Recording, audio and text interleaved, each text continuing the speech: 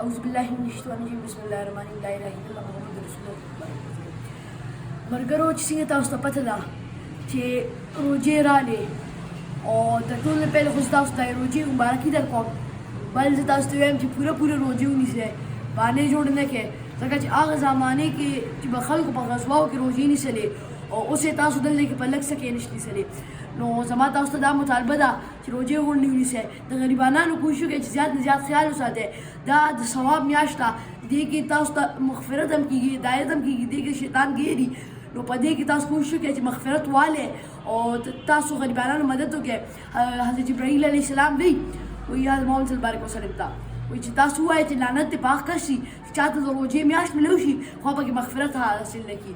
نو حضرت محمد صلی الله علیه وسلم وایي چې هغه کس باندې لعنت شي.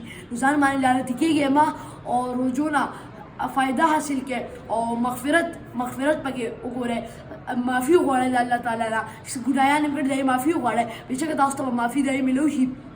بل نن موږ نه زموږ هغه مس شو، زموږ چې کوم غریبانو ته موږ څه امداد کول شو هغه مس شو رانه، موږ لږ لیټ رالو. انشاءالله یې پروګرامونه به کېږي او دا یې پروګرامونه به کېږي. زه تاسو ته وایم چې تاسو څومره غریبانو مدد کولی شئ زیات نه زیات وکړئ، کولای یې کپړې ورکړي، لږ خوراک ورکړي، لږ کجورې ولنه ورکړي، لږ نیم ګلاس اوبه ولنه ورکړي، هغې سره مدد وکړئ، څومره کولی شئ وکړئ. انشاءالله به په لیټ کې به ملاقات وکړو. جزاک الله والسلام.